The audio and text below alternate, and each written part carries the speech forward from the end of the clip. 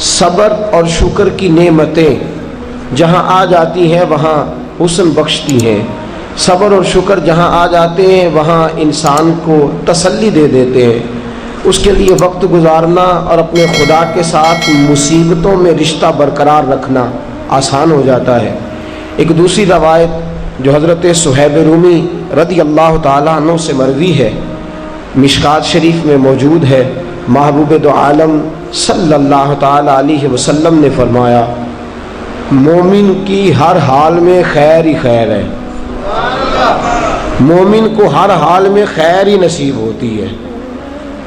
اگر نعمت ملے تو شکر کر کے ثواب لے لیتا ہے، نہ ملے تو صبر کر کے ثواب لے لیتا ہے۔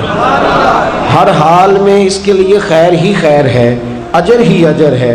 اگر اس کو نعمت میسر آ گئی، اللہ کا احسان ہو گیا تو شکر کیا، جب شکر کیا تو بھی ثواب لے لیا، اگر نہ ملی تو صبر کیا اور صبر کر کے بھی ثواب لے لیا۔ تو ہر حال میں مومن کے لیے خیر ہی خیر ہے۔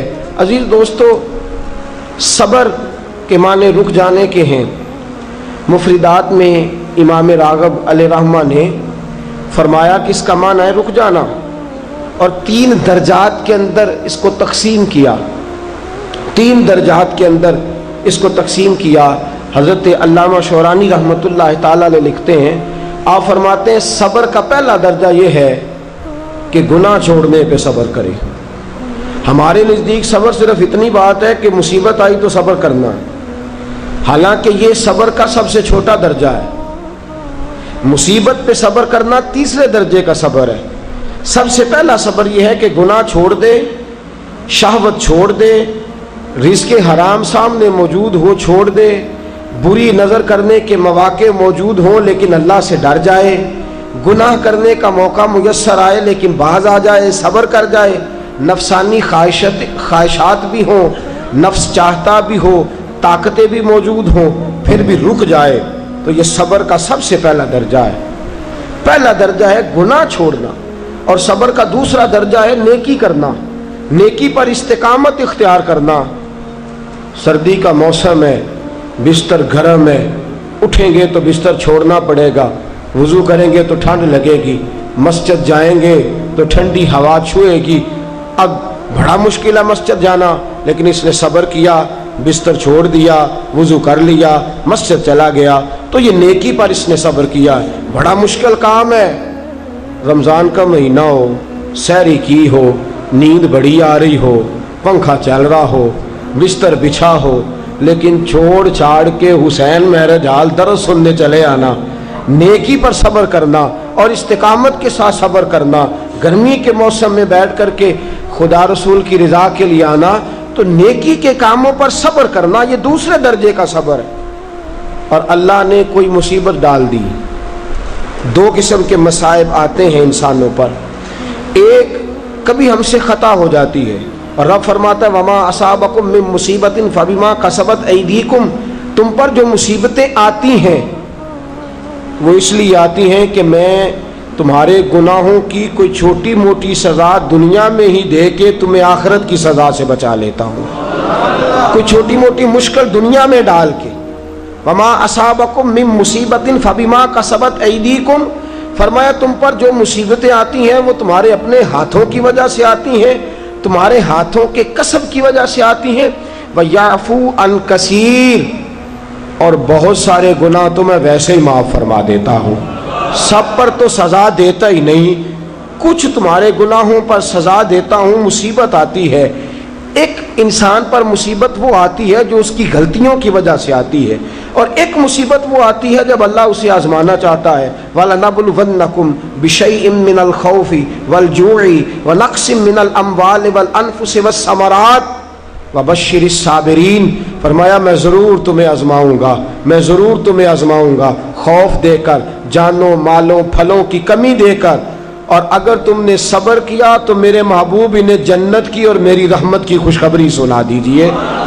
2 قسم کی مصیبتیں آتی ہیں، ایک مصیبت وہ ہوتی ہے جو انسان کے اپنے گناہوں کی وجہ سے، اس کی اپنی غلطیوں کی وجہ سے، اس کی اپنی کوتاہیوں کی وجہ سے آتی ہے، اور ایک میرے دوستو وہ مصیبت ہوتی ہے جو اللہ کی طرف سے آزمائش بن کے آتی ہے، ہم گناہگاروں پر جو مصیبت ہوتی ہے وہ اللہ تبارک و تعالیٰ کی طرف سے بعض اوقات ہماری خطاؤں کی سزا ہوتی ہے، اور اگر کوئی نیک بیمار پڑ جائے تو اس کی اللہ آزمائش فرما رہا ہوتا ہے، اس کی اللہ آزمائش کرتا ہے، اللہ تبارک و تعالیٰ اس پر فضل فرماتا ہے، اس کی آزمائش کرتا ہے۔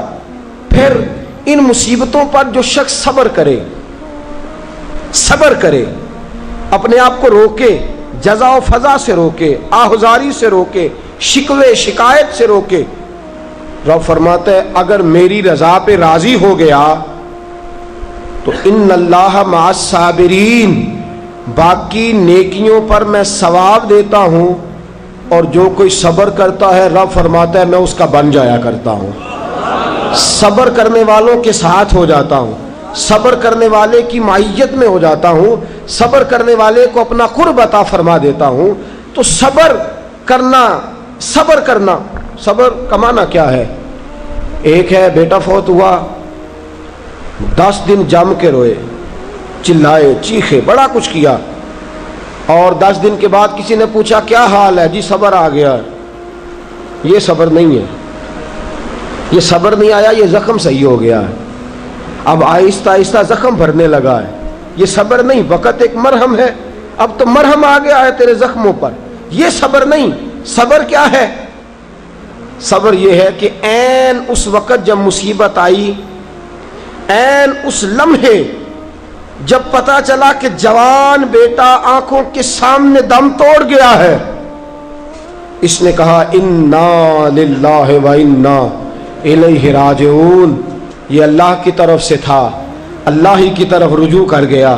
عین مصیبت کے وقت سید عالم صلی اللہ علیہ وسلم نے فرمایا، روایت مشکات میں موجود ہے، دیگر کتب احادیث میں موجود ہے، فرمایا انما صبرہم عند الصدمۃ الاولی، فرمایا صبر یہ ہے کہ عین صدمے کے وقت جس نے صبر کیا، عین صدمے کے وقت، عین مصیبت کے وقت، عین اس وقت جب اس پر دکھ کا پہاڑ آیا، عین اس وقت جس نے صبر کیا وہ اصل صابر ہے۔ حضرت ایوب علیہ السلام، توجہ ہے آپ کی میری بات پہ؟ نیند آ رہی ہے کہ چھا رہی ہے؟ آ رہی ہے کہ چھا رہی ہے؟ مجھے کل ایک ساتھی نے بتایا، کہنے لگے آپ مجھے بار بار جگاتے ہیں، مجھ پہ نیند آتی نہیں، مجھ پر چھائی جاتی ہے، تو آپ جگاتے ہیں تو میں کوشش بڑی کرتا ہوں پر چھائی ہوتی ہے، اگر میں ادھر سے جاگتا ہوں تو اس طرف سے آ جاتی ہے، ادھر جاگتا ہوں تو پیچھے سے آ جاتی ہے، تو بنیادی طور پہ آئی نہیں ہوتی، میرے اوپر چھائی ہوتی ہے۔ تو میرا خیال ہے وہ ایک آدمی کی بات ہے، اب آپ سارے نا یہ پروگرام بنا لیجئے گا، اور کل آپ بھی یہی مسئلہ بتانا شروع کر دیں کہ یہ آ نہیں رہی ہے، چھا رہی ہے، یہ صرف اس ایک دوست کے ساتھ مخصوص بات۔ حضرت ایوب علیہ السلام اللہ کے نبی ہیں، 18 سال جناب ایوب علیہ السلام کو اللہ نے صحت عطا فرمائی، تندرستی عطا فرمائی، اونٹ اتنے تھے کہ گنے نہیں جاتے تھے، گائیں اتنی تھی کہ شمار نہیں کی جاتی تھی، بکریاں اتنی تھیں کہ شاید کوئی ایسی حویلی موجود نہ ہو جہاں ان کو سنبھالا جا سکے۔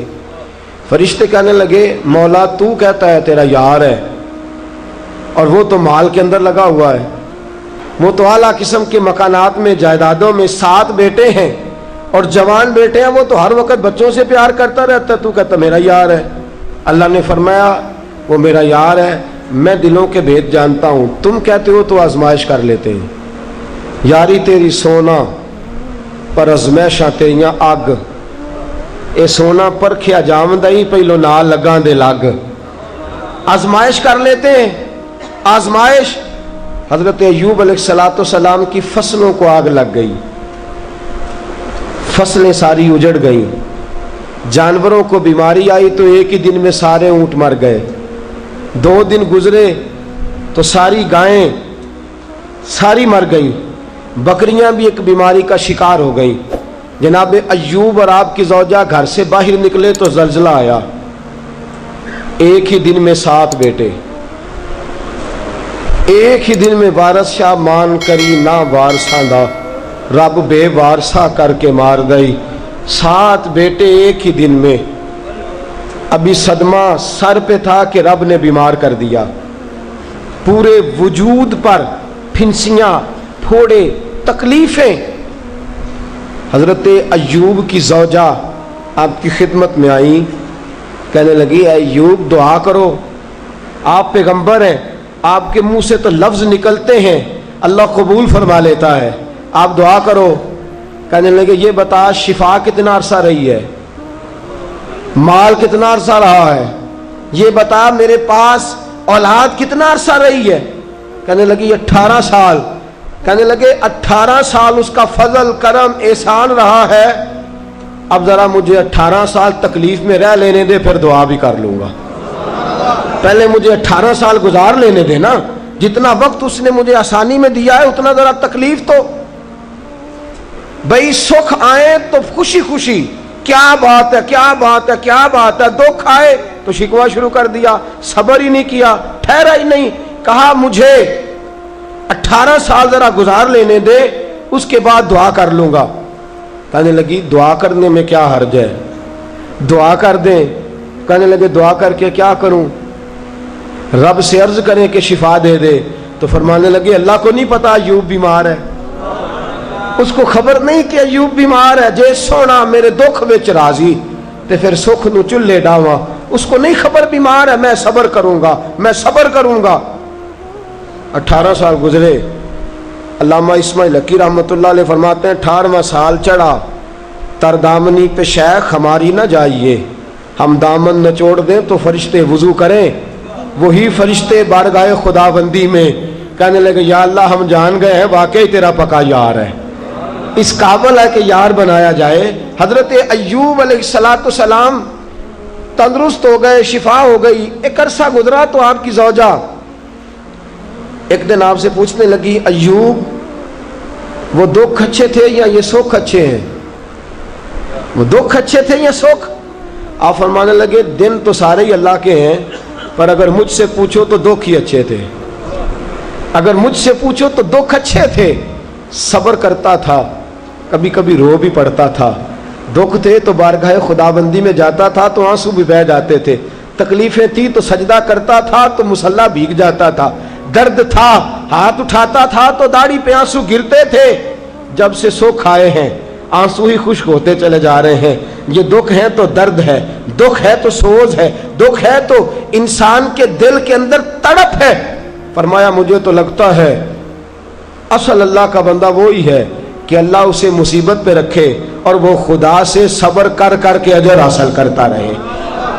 صبر کرنا اور مصیبتوں کے اوپر اپنے آپ کو ٹھہرانا کام مشکل، اور جب اللہ آزمائش ڈالتا ہے نا تو جو کام سیدھے ہوتے ہیں وہ بھی الٹے ہونے شروع ہو جاتے ہیں۔ جب خدا کی طرف سے وَلَنَبْلُوَنَّكُمْ بِشَيْءٍ مِّنَ الْخَوْفِ وَالْجُوعِ وَنَقْصٍ مِّنَ الْأَمْوَالِ وَالْأَنفُسِ وَالثَّمَرَاتِ، جب اللہ کی طرف سے آزمائش آتی ہے، جب انسان پر اللہ کی طرف سے کوئی چیز نازل ہوتی ہے، آپ سونے کو ہاتھ رکھتے ہیں تو مٹی ہو جاتی ہے۔ آپ کسی طرف بھی، بہت سے دوست آ کے کہتے ہیں جی قدم آگے اٹھاتا ہوں جاتا پیچھے ہے، کیا کروں؟ تو میں اکثر عرض کرتا ہوں کہ تھوڑے دن قدم اٹھانا ہی چھوڑ دیں۔ کیا کریں؟ بیٹھ کے اللہ اللہ کریں، صبر کریں، دعا کریں۔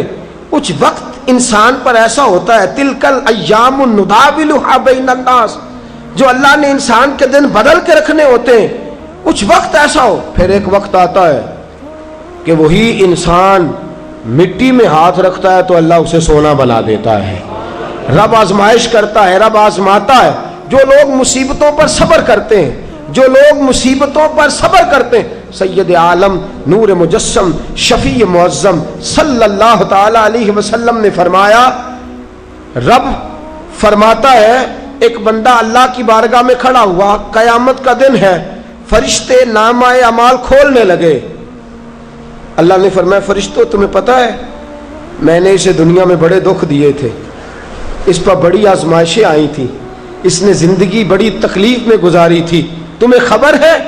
یا اللہ ہم جانتے ہیں بڑا صابر ہے، بڑا صابر ہے، اس نے صبر کے ساتھ وقت گزارا، صبر کے ساتھ اپنے اوقات کو طے کیا۔ رب فرماتا ہے جو اتنا صبر کرے میں اس کا نامہ اعمال ٹٹولوں، اس کا نامہ اعمال کھولتے ہوئے مجھے شرم آ رہی ہے، سارا کچھ لپیٹ دو اور بغیر حساب کتاب اسے جنت میں داخل کر دو۔ یہ صبر کرنے والا ہے، یہ صبر کرنے والا ہے۔ مجھے حیا آتی ہے کہ یہ صبر बड़ी गाड़ी देख के भी सब्र करना चाहिए। अगर मोटरसाइकिल है ना तो बड़ी गाड़ी देख के ज़रा, और जिसके पास बड़ी गाड़ी है ना वो भी ज़रा मोटरसाइकिल वाले को हारन थोड़े ही दे, वो भी ज़रा सब्र करे, इसलिए कि उसको मिल गई है तो कोशिश से नहीं मिली, खुदा के फजल से मिली है। दोनों ज़रा सब्र का मुजाहरा करें। वो बड़ी गाड़ी वाला हारन पे हारन बजाया जाता है, कहता है ये मोटरसाइकिल वाले को तो अकल है ही नहीं, ये तो रास्ता देता ही नहीं, वो ये कह रहा है।